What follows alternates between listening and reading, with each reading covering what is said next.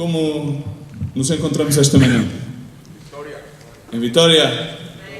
A verdade é que Deus tem sido generoso com as nossas vidas e nestes dias tem vindo a trazer palavra que nos confronta e nos faz vir à luz de Cristo para que Ele nos siga a limpar. Queres continuar a ser limpo pela palavra de Deus, aquela que nos santifica, aquela que nos purifica nesta manhã? Está disposto? É sempre importante ter um coração disposto para receber a palavra de Deus. Desde há um tempo atrás tenho vindo a meditar sobre esta palavra que vou compartilhar. Creio que a santidade é um tema bastante amplo e profundo. Creio que na nossa natureza humana, ao vermos a Cristo e este crucificado, sentimos-nos muito pequenos e indignos da sua misericórdia, mas Ele amou-nos com amor eterno. Amém? Queria convidar-vos a que todos pudéssemos, em reverência diante do Senhor, pedir que a sua palavra venha de encontro à nossa necessidade e que Ele possa seguir a fazer a sua obra na nossa vida. Pai, Senhor, vimos a Tua presença, Senhor, à luz da Tua palavra. Senhor, e podemos constatar, Senhor, que somos faltos diante de Ti, Senhor. No entanto, Tu segues a derramar a Tua misericórdia porque não podes negar a Tua natureza, Senhor. Senhor, que a Tua palavra venha a ministrar-nos, a limpar-nos e a santificar-nos, Senhor. Senhor Jesus, temos necessidade de Ti. Pai, utiliza-me, Senhor, limpa o meu coração, a minha mente, Senhor, que nada se possa interpor entre a Tua mensagem, Senhor, que nada possa sair que seja de mim, da minha carne e da minha natureza, que seja o Teu Espírito a falar, Senhor. Utiliza-me na Tua graça e na Tua misericórdia e ministra-nos, Senhor, no Teu poder. No nome de Jesus te peço. Amém. Amém. A santificação entendo que é um caminho, não é algo que se possa alcançar muitas vezes. Podemos confundir algum sermão evangélico que venha motivar-nos e a querer levar-nos de encontro à salvação que Jesus Cristo provê. Jesus Cristo, em João 14, quando anunciava aos seus discípulos que teria que deixá-los e queria deixar-los o Consolador, o Espírito Santo, o Espírito de verdade, aquele que viria e que está hoje no meio de nós para revelar-nos a sua verdade, para levar-nos de encontro a todas as nossas necessidades. Ele disse-lhes: eu sou o caminho, a verdade e a vida. Amém? Temos ouvido, e estes dias, ontem principalmente, ouvimos enfaticamente dizer que Jesus Cristo é o caminho, a verdade e a vida. Ele é o caminho, mas o caminho é algo no qual nós necessitamos caminhar. Amém? Aquele cego, como compartilhou ontem o pastor Paco, não estava no caminho, ele estava ao lado do caminho. Muitas vezes estamos a admirar o caminho, a admirar a Jesus Cristo, a admirar aquilo que Ele faz, a admirar a sua natureza, mas não estamos realmente no caminho. Não é suficiente, conforme também compartilha o pastor Javi, ter só identidade. Querer só ter o nome e rejeitar o pão, ter o nosso vestido. Deus quer pôr-nos o seu vestido. O seu vestido, aquele que é o seu manto de santidade, aquele manto que vem a sarar-nos, que vem a limpar-nos e que vem a livrar-nos de nós mesmos, da nossa própria natureza. Muitas vezes pensamos que podemos ter uma vida por nós próprios. Podemos viver de uma forma autossuficiente e encontramos-nos com situações difíceis na nossa vida, encontramos com desafios, os quais nós não podemos avançar no caminho se não é Cristo a fazer a obra em nós. O grande problema que entendo que existe na natureza do homem é que muitas vezes buscamos a Deus somente como Salvador. Queremos alcançar a salvação, mas Deus é muito mais que Salvador. Ele é um Deus Criador, Ele é um Deus Pai, Ele é um Deus que ama com amor eterno, com amor incondicional, mas também é um Deus que não vem só para salvar-nos, não vem só para ser nosso Pai, Ele vem para ser o nosso Senhor. E ser Senhor significa que tem senhorio sobre as nossas vidas. Creio que muitas vezes não entendemos a parte do verso onde ele diz: eu sou o caminho, eu sou a verdade, eu sou a vida. Não há vida fora de Jesus Cristo. Não podemos estar a aparentar, como falávamos ontem, falava-se de disfarces. Hoje continuo a pôr o disfarce, porque este não sou eu. Visto-me com este fato, mas é o disfarce, mas não é um disfarce causado simplesmente por uma ética moral de estar aqui a compartilhar convosco com grande responsabilidade e temor diante de Deus a sua palavra. Mas este não sou eu sou aquilo que há no meu interior, tu és aquilo que há no teu interior, e tens que estar no caminho, tens que estar em Jesus Cristo. O profeta Isaías dá uma palavra profética sobre o caminho. Em Isaías 35:8 diz que aí haverá uma estrada, um caminho, e este caminho será chamado o caminho santo. Diz que o imundo não passará por ele. Este caminho será para os remidos, os caminhantes, até mesmo os loucos nele não errarão. Diz que ali não haverá leão, não haverá animal feroz subirá por ele, nem se achará nele, mas os remidos andarão por ele. Os remidos, aqueles que aceitam a Jesus Cristo não só como Salvador, mas como seu Senhor. Aqueles que permitem que seja Deus a fazer a obra neles e não querem utilizar somente a Deus como um recurso para as suas necessidades pessoais. Aqueles que não questionam a vontade de Deus, nem se conformam àquilo que este mundo nos pode oferecer, nem se conformam àquilo que Deus nos pode dar, porque Ele é a fonte de vida. Ele pode nos dar tudo. Ele é a única solução. Mas para que Ele nos solucione, para que Ele opere nas nossas vidas, é necessário que nós sejamos caminhantes. Diz que os caminhantes, até mesmo os loucos, nele não errarão. Até aqueles que têm falta de capacidades, de conhecimento, aquelas pessoas com menos capacidade intelectual, com menos ensinamento, eles não errarão nele, porque caminham nele. Eles estão no caminho, eles são chamados caminhantes. E isso necessitamos andar no caminho como caminhantes, não como pessoas que de alguma forma adulamos o caminho e dizemos: que maravilhoso que és Cristo, que bem, que bonito, que bonito aquilo que Cristo fez, que bom. Os remidos de Deus são aqueles que são purificados pela sua sangue, não são aqueles que são purificados e justificados talvez pelos seus próprios méritos, mas sim pelos méritos de Cristo. Entanto que o caminho que é Jesus Cristo nos é revelado no seu caminho final do seu ministério, o caminho à cruz e à cruz do Calvário. Muitas vezes encontramos-nos no caminho sem entender. Encontramos-nos como se encontrava Nicodemos. Nicodemos viu a Jesus Cristo. Ele era um dos principais da sinagoga, era um líder reconhecido, e de alguma forma despertou-lhe os prodígios e os milagros que Jesus Cristo operava. E diz a palavra de Deus que ele foi à noite ter com ele e foi a adorar. Ele disse: Senhor, de certeza que tu vens de Deus, as coisas que tu fazes vêm de Deus. E Jesus Cristo travou uma conversação com ele e começou a ministrar-lhes e a dizer-lhe: pois, é necessário que nasças de novo. 3 vezes lhe disse, e não entendeu a mensagem.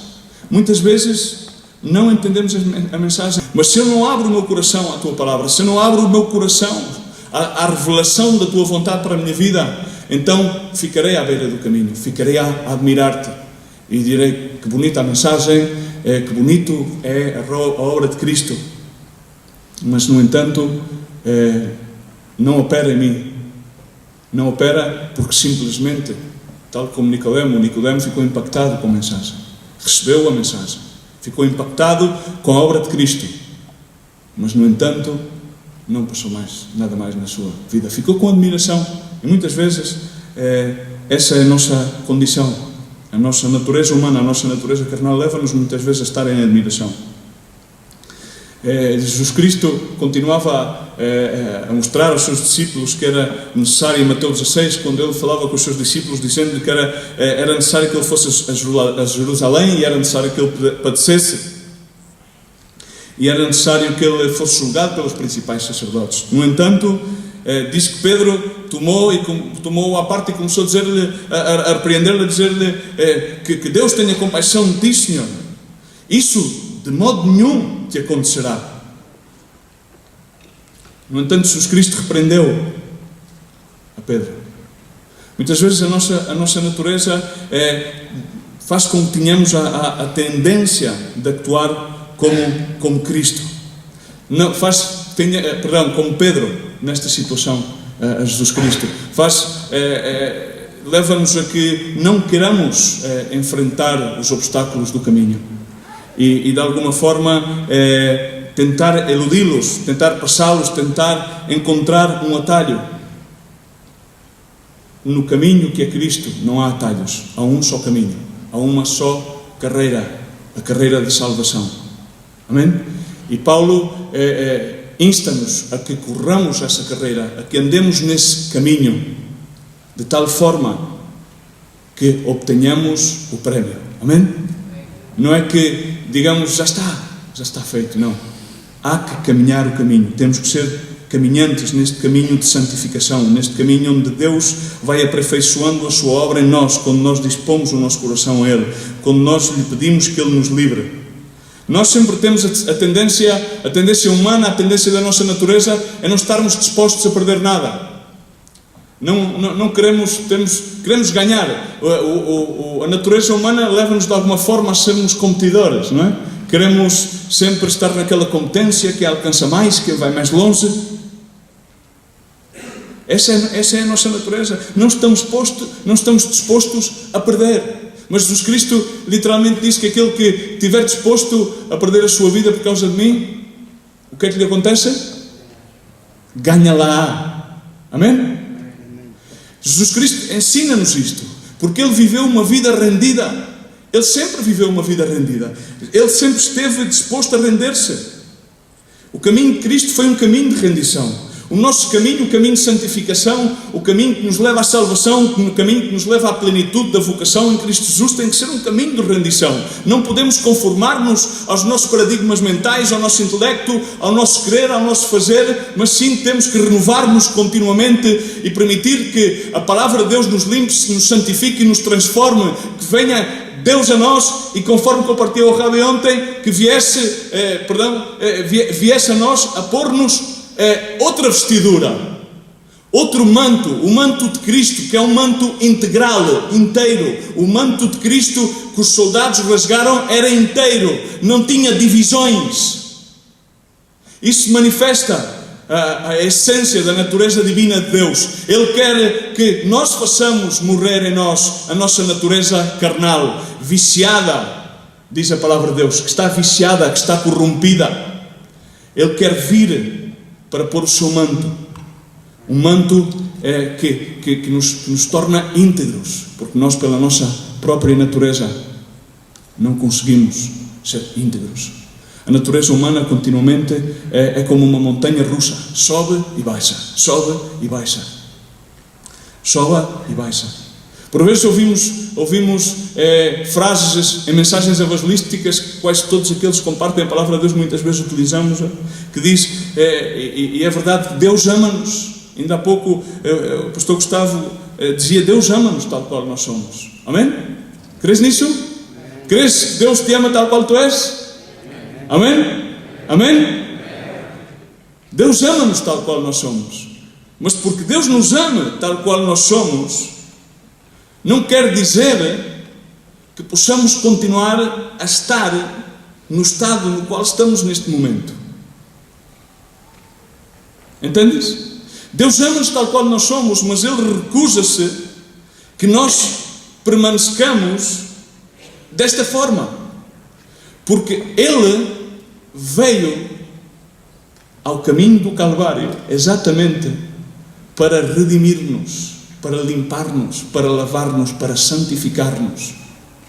E não para fazer-nos melhores pessoas, mas sim para que a sua obra seja completa na nossa vida e possamos ser realmente, cada dia, mais como Jesus Cristo.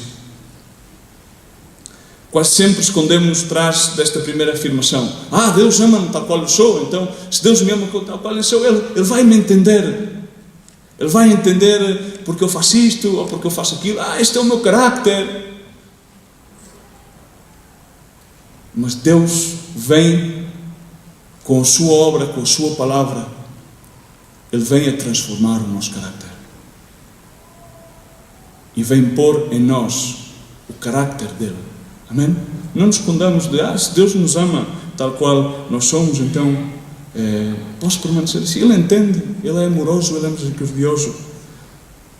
Sempre temos esse tipo de motivações. E essas motivações são motivações erradas. Muitas vezes, no nosso caminhar diário com Jesus Cristo, atuamos de uma forma não temerosa, porque temor é reverência a Deus, mas em português a palavra correta é caminhamos com medo. Fazemos as coisas com medo, fazemos as coisas com contenção. Muitas das vezes, inclusive, fazemos as coisas, deixamos de fazer coisas que sabemos que estão mal, que estão erradas, por medo às consequências, mas não por amor a Cristo. Muitas vezes obedecemos simplesmente porque sabemos que há que obedecer.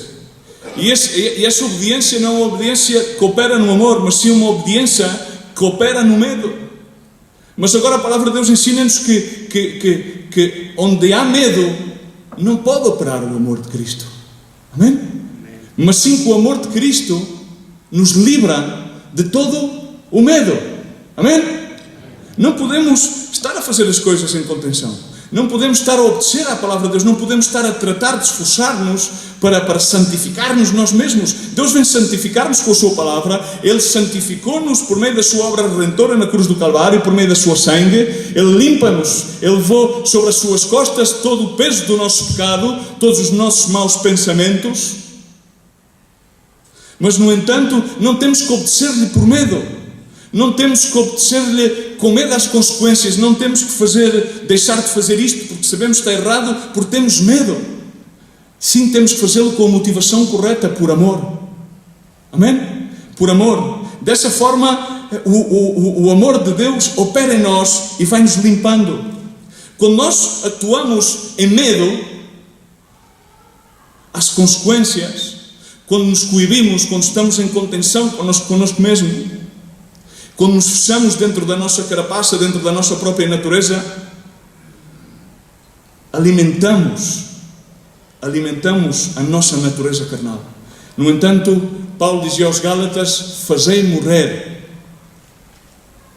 o carnal em vós. E isso unicamente acontece quando permitimos que o amor de Deus opere em nós, que a sua palavra realmente nos santifique. E quando fazemos isso, então, conforme diz a palavra do Senhor, o medo impede o amor, e a fé não pode operar se não é pelo amor. Não opera a fé sem amor. Podemos crer, podemos dizer: ok, eu já conheço esta escritura, já ouvi isto em algum lugar. Talvez, inclusive, o Luís Miguel já tenha compartilhado isto alguma vez, ou outro irmão, ou inclusive eu, se calhar, também já o compartilhei, já o senti. Mas com medo é impossível. Obedecer a Deus, estar no caminho com temor, com medo. A palavra correta é medo, em português, não permite que Deus faça a sua obra de santificação. Não permite que a palavra de Deus venha a nós e encontre um lugar no nosso coração. Não encontra lugar, porque aí há medo, há contenção, há complexo, há prejuízo. Então a palavra não encontra o lugar, essa semente não encontra o lugar para germinar e para produzir o fruto. E isso diz o autor da Epístola de Hebreus, e dá o exemplo do rendimento de Cristo, o qual na sua carne ofereceu-se a Ele mesmo. Ele veio a ser o autor e consumador da nossa salvação. não se aferrou à sua divindade, diz o autor da Epístola de Hebreus.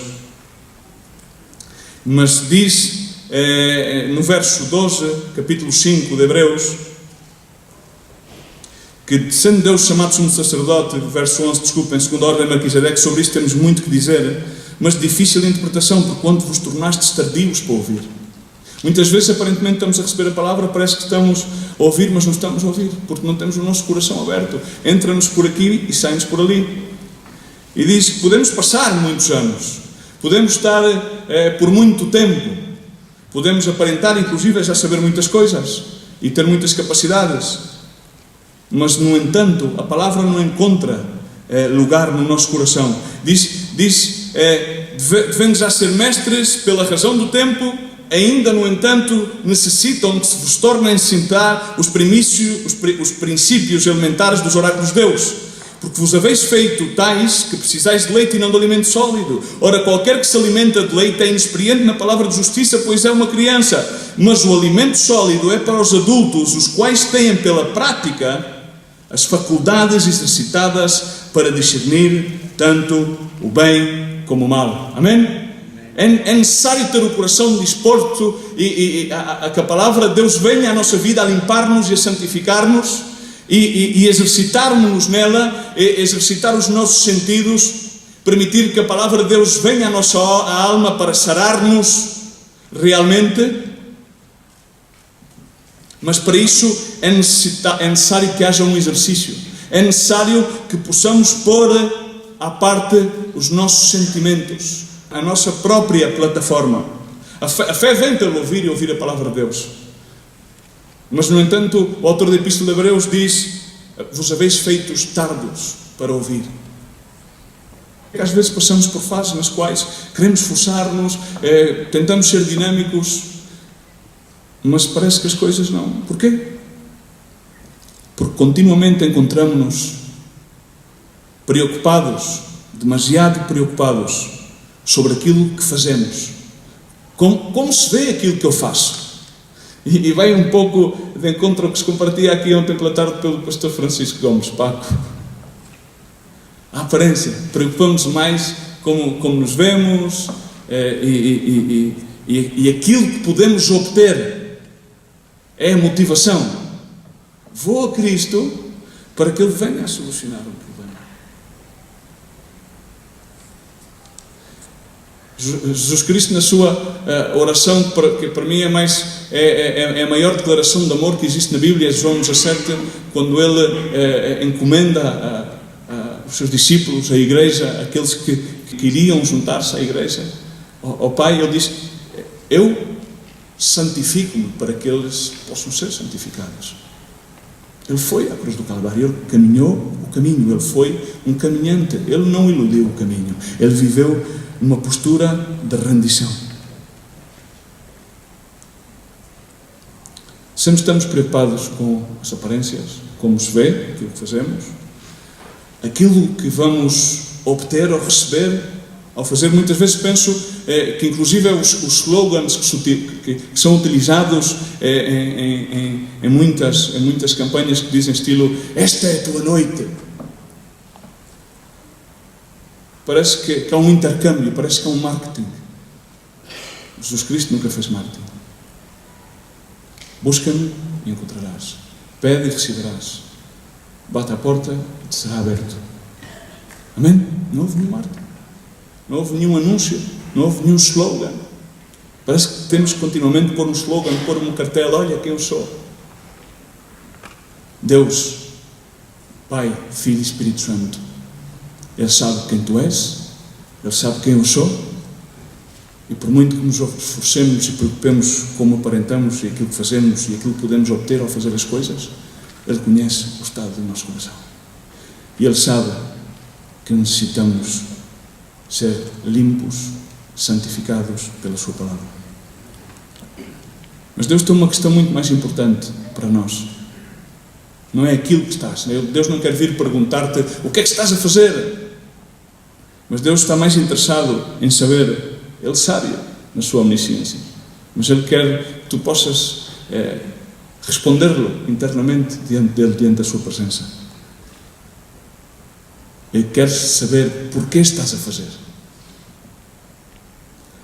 Há um dito em inglês que eu gosto particularmente, que diz: It's not enough to talk the talk, you need to walk the walk. Não é suficiente com falar o discurso, é necessário que caminhes o caminho. Amém? Não é suficiente com estar preocupado como se vê, como aparentamos. Não é suficiente com o falar, com ter uma boa retórica, com ter recebido um título, com uma história daquele cão que ladrava, mas depois, quando já agarrou o posto fixo, depois deixou de ladrar, conformou-se já ao seu status. Agora já sou filho, já sou aceite, e conforme esse status é necessário que continuamos sempre, progressivamente, no caminho. Entanto, que muitas vezes na nossa própria natureza somos dados a julgar. Muitas vezes o juízo é o que nos leva a actuar, muitas vezes, em contenção. Há um exemplo que é o exemplo de Simão, o fariseu, em Lucas 7, que Jesus Cristo foi a comer à sua casa, e diz que uma mulher pecadora entrou e prostrou-se aos seus pés, e diz que Simão, falando com ele mesmo, começou a dizer: se este fosse um profeta de Deus, pois ele discernia que aquela mulher era uma pecadora. Ele começou a pré-julgar, ele estava no seu patamar, ele estava de acordo à sua estrutura. Ou seja, ele não podia entender aquele acto de serviço. Ele ainda não tinha recebido a revelação. Por isso também diz a palavra de Deus que um povo sem revelação, o que é que lhe acontece? Parece. Um povo sem conhecimento parece.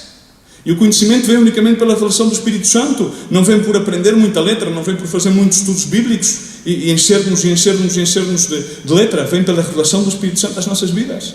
Encontro-me cada vez que tenho que compartilhar a palavra de Deus, não sei nada. Às vezes ponho-me a tentar montar uma estrutura de uma mensagem e vem sempre o Senhor e muda-me sempre o esquema todo. Não sei. Irmãos, não caiamos continuamente a estar no nosso próprio patamar, a julgar as coisas de acordo àquilo que nós entendemos. Ponhamos-nos no patamar de Cristo e deixemos que a sua palavra venha a limpar-nos realmente. Ele deu-lhe uma ensinança. Ele contou-lhe que havia então depois 2 devedores, e um devia-lhe 500, outro devia-lhe 50, e perguntou-lhe, os 2 foram perdoados, pois então quem pensas tu que mais já foi para ele? Ele disse: pois foi aquele que devia mais, foi aquele a quem mais. E ele depois disse-lhe: entrei na tua casa e não me destes água para lavar os meus pés, porque no caminho os pés sujam-se. E era um hábito naquele então, quando entravas, teres um labrinho, uma bacia para poderes lavar os teus pés. Lavar-te e santificar-te do pó, do caminho, da sujidade que provém da natureza humana. A motivação daquela mulher, no entanto, não foi de adorar a Cristo, foi de adorar-lhe, porque ela pôde ver em Jesus Cristo a santidade, a santificação. E ela sabia que não era digno, mas que ele era digno de tudo. Amém? Quem é digno? Quem é digno? Diz Cristo. Amém? Dá um aplauso ao Senhor nesta manhã, porque não. É interessante quando Jesus Cristo manda subir, em Mateus 14, manda subir os seus discípulos. Diz a palavra de Deus literalmente que ele obrigou os seus discípulos a subir à barca. Ele obrigou-os a subir à barca e a passar diante dele. Enquanto ele ficou a despedir as multidões, e tendo despedido as multidões, ele então passou a orar. E já era tarde. Diz então que os discípulos estavam na barca, estavam no caminho, e levantou-se uma oleagem e começou a açoitar o barco. E diz que já pela madrugada Jesus Cristo vem acercar-se ao barco.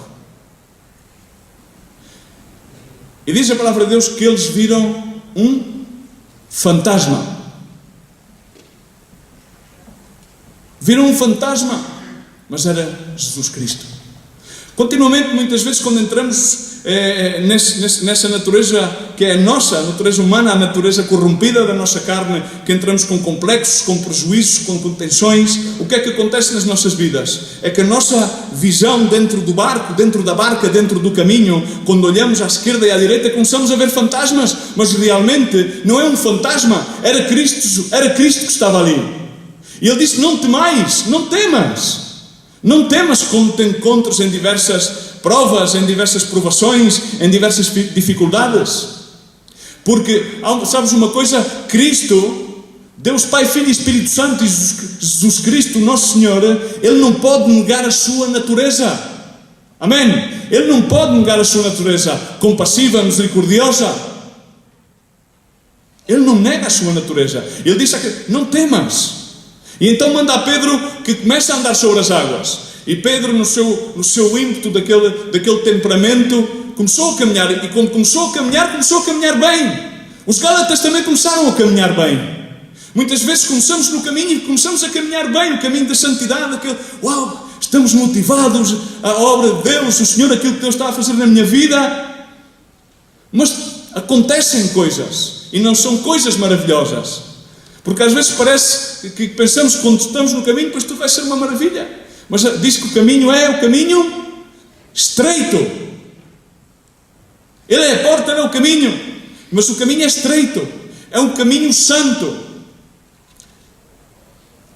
É estreito. E começamos a criar esses fantasmas dentro da nossa mente, dentro do nosso coração, que impedem que a santificação de Deus opere nas nossas vidas. Não temas. Estás na barca, estás no caminho, não temas, não vejas fantasmas. Levanta os teus olhos ao céu e clama e vês Jesus Cristo. Não penses que te conheces a ti mesmo. Quero recordar-te uma vez mais aquilo que já talvez ouvistes ao longo destes dias. A santidade é manifesta do nosso interior para o exterior. Não é exterior. A santidade ocorre no nosso homem interior, que também a palavra de Deus diz que continuamente necessita renovar-se. Paulo dizia que muitas vezes cansado, mas no entanto no seu interior ele renovava-se continuamente. Às vezes o maior erro que nos pode passar é pensar que conhecemos o nosso coração. É pensar que conseguimos nós mesmos, conseguimos mediar com a nossa própria natureza, conseguimos travar-nos. É impossível. Porque, conforme dizia o profeta Jeremias, o coração é enganoso mais que todas as coisas. Quem pode conhecer o seu coração? Diz: eu, o Senhor. Ele conhece, ele esquadrinha a mente. A nossa natureza é má. A palavra de Deus diz em Gênesis 6:5 que era grande a maldade do homem na terra e que toda a sua imaginação de pensamentos do seu coração era má continuamente. Ele era má.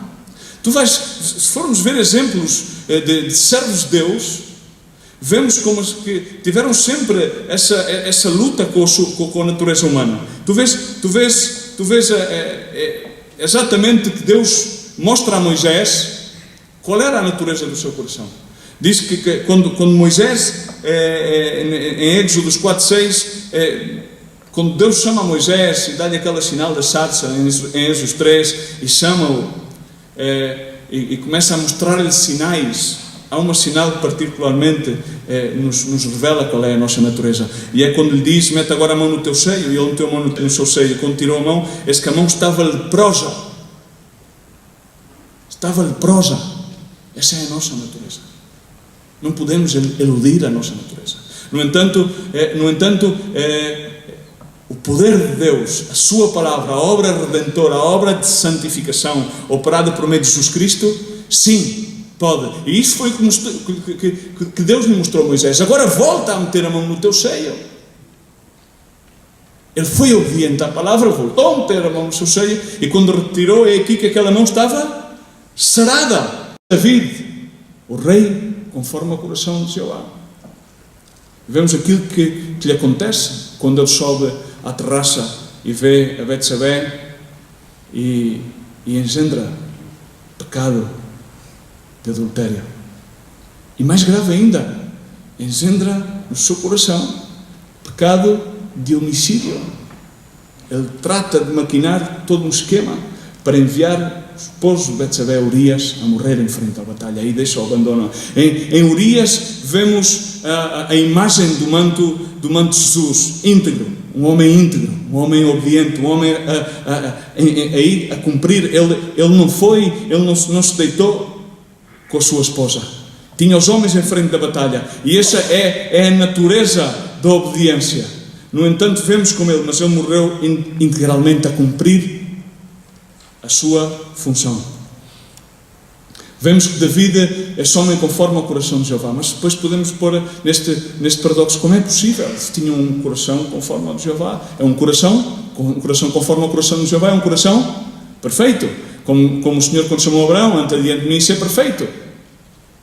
Mas a perfeição não se alcança ao princípio do caminho, senão ao final do caminho. Por isso Paulo dizia, prossigo ao supremo chamamento, prossigo ao alvo, não pensando que já tenha alcançado alguma coisa.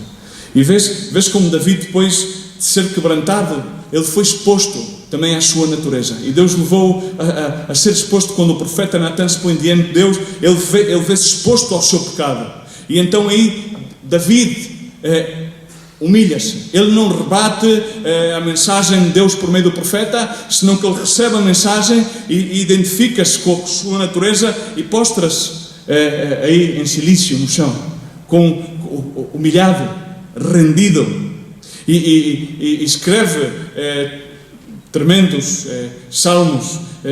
O salmista diz posteriormente este acontecimento, diz: Senhor, tem compaixão de mim, Senhor, porque estou angustiado, consumidos estão de tristeza os meus olhos, a minha alma e o meu corpo. Ele encontra-se constritado, diz que não há saúde nos meus ossos por causa do meu pecado. Mais tarde, posteriormente, escreve o famoso Salmo 51, Salmo de David, pedindo misericórdia a Deus.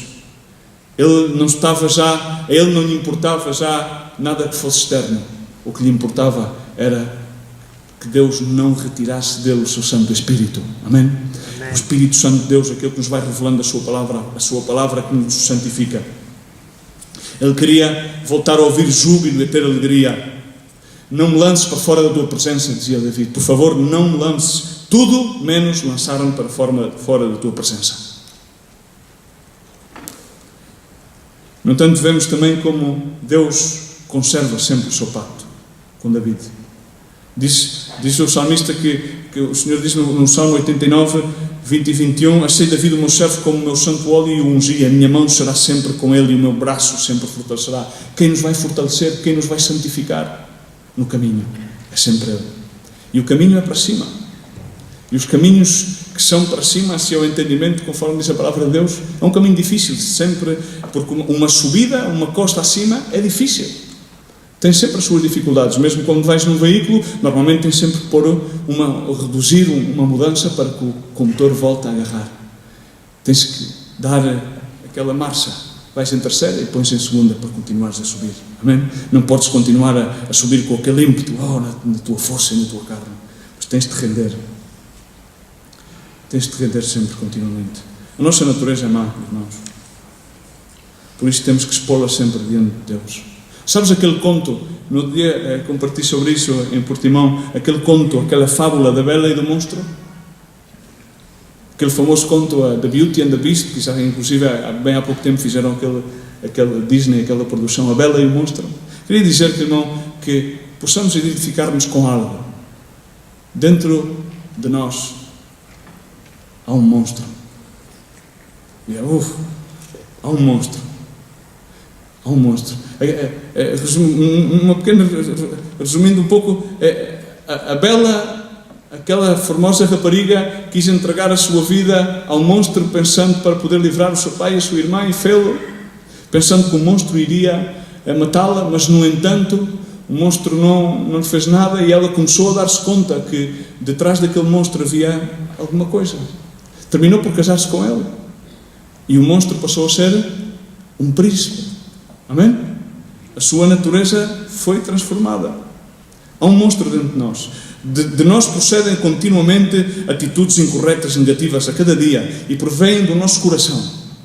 Muitas vezes sempre pensamos que aquilo que contamina está fora, sempre queremos dizer que é o exterior que nos afeta. Não. Tudo aquilo que sai de nós incorreto procede dentro do nosso coração. A maldade é interna, não é externa. Exterioriza-se. Tal qual como a santidade de Deus, tal qual como a obra de Deus na nossa vida, é interna e consequentemente se exterioriza, se manifesta através dos seus frutos. Amém? Quando vamos ver a crucificação de Cristo, vemos exatamente a monstruosidade que há na natureza humana. Por exemplo, vemos os discípulos que ficaram um bocado perplexos com tudo aquilo, não? Ficaram, como é possível Jesus, nosso mestre, que esteja a passar por esta situação? Eles ficaram perplexos. Herodes tentou fazer da crucificação um show. E na mão direita uma cana, e ajoelhando-se diante dele, escarneciam. Não era suficiente já com a agonia que estava a passar, senão na sua natureza humana continuaram a escarnecer. A lei da selva. A lei que demonstra essa natureza diabólica, carnal. Cuspiram-no, tiraram-lhe a cana e davam-lhe com ela na cabeça. Crucificaram-no no Monte Gólgota. Cuspiram-lhe. Não foi suficiente com ter a coroa de espinhos, não foi suficiente com chicotear-no, cuspiram-lhe. Isso mostra exatamente a nossa natureza. Seriam homens totalmente acomplexados. Viram aquela debilidade e bum! Essa é a nossa natureza. Essa é a monstruosidade que há no nosso coração. Essa é a lepra, o pecado. Queria recordar-te uma escritura de Mateus 25, 40, que diz: e sempre que fizestes um destes irmãos meus mais pequeninos, a mim o fizestes. Aquilo que fazemos aos demais, estamos a fazê-los a Cristo. Da mesma forma como julgamos, seremos julgados, diz a palavra de Deus. A vara que medemos a medir os demais, com essa mesma vara seremos medidos. Temos que utilizar sempre a vara do Senhor. Muitas vezes, e creio que o mais difícil que nos é na nossa própria natureza é explicar porque é que atuamos mal. Porque às vezes, irmão, eu próprio, de mim saem muitas más atitudes.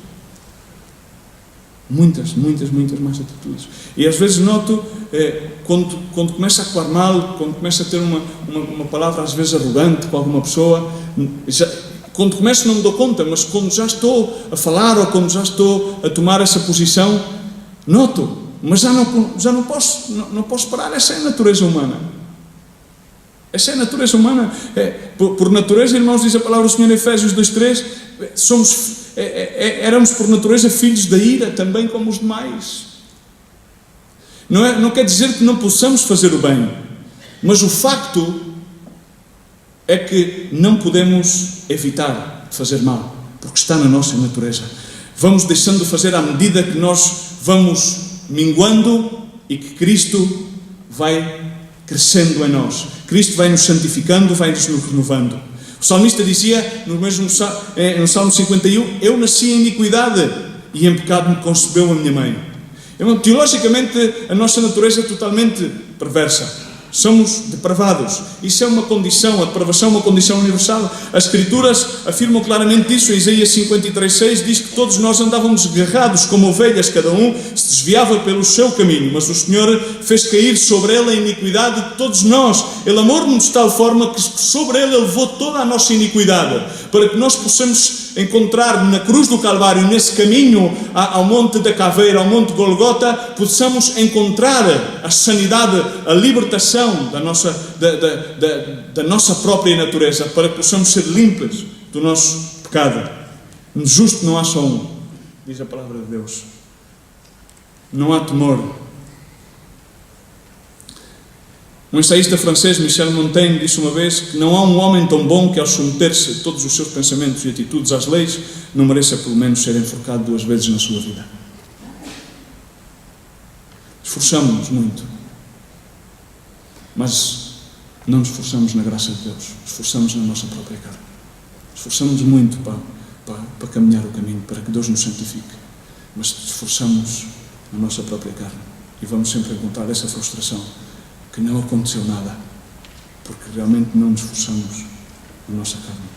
Jeremias, Deus diz: se disseres no teu coração, porque me sobrevieram estas coisas pela multidão das tuas iniquidades, descobrirão as tuas fraldas, os teus calcanhares sofrem violência. E diz: pode o etíope mudar a sua pele, ou o leopardo as suas malhas? Então podereis também vós fazer o bem, habituados que estáis a fazer o mal? Podemos nós, na nossa natureza, fazer o bem? Pergunta: achas que na nossa natureza podemos fazer o bem? Se Deus não nos transforma, se Deus não faz com que a sua natureza tenha domínio e senhorio sobre a nossa, não logramos fazer o bem. Paulo concordou totalmente com esta afirmação e dizia: obra em mim uma lei, essa é a lei do pecado, quem me livrará deste corpo? Quem me livrará? Havia sempre, em Hebreus já se compartilhou aqui este versículo e vou terminando, diz que seguida a paz com todos e a santificação, sem a qual ninguém verá ao Senhor. Sem a qual ninguém verá ao Senhor. A santidade, irmãos, consta em termos uma atitude do nosso coração, uma atitude disposta a que Deus venha às nossas vidas realmente a santificar-nos. Não ficar por ouvir, não ficar pela tentativa, não ficar pela prova, não ficar só vou tentar. Às vezes ouço muitas pessoas que dizem: não, irmão, vou tentar. Diz: irmão, não preciso que me digas que tentes. Põe-te nas mãos do Senhor e deixa que Ele faça. Não faças uma tentativa, simplesmente põe-te nas mãos de Deus, porque Deus vai fazer a obra em ti. No entanto, tu não a vais lograr fazer. Somos santificados, irmãos, em Cristo, na cruz do Calvário, pela sua palavra. Fomos santificados, conforme diz a Epístola de Hebreus 10:10, fomos e temos sido santificados pela oferta do corpo de Jesus Cristo, feita uma vez por sempre. Com uma só oferta Ele tem aperfeiçoado para sempre aqueles que estão sendo santificados. Estamos a ser santificados. Amém? Estás a ser santificado? Estás a ser santificado? Há muito por fazer. Deus tem muito por fazer na minha vida. Temos que chegarmos a Deus conforme também diz na Epístola de Hebreus 10. Cheguemos a Ele com um verdadeiro coração. Não precisamos de tentar ir com disfarces ou com tentativas. Com um coração verdadeiro e em inteira certeza de fé. Diz: tendo o coração purificado de má consciência e o corpo lavado com água limpa, isto é pela sua palavra, retenhamos inabalável a confissão da nossa esperança, porque Ele é fiel.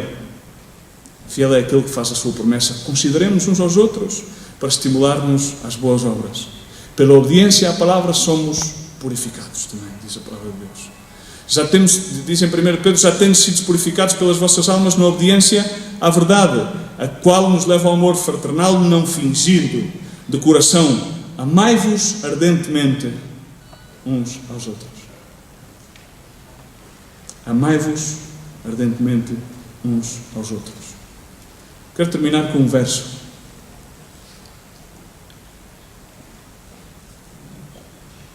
Em Gálatas 3:13.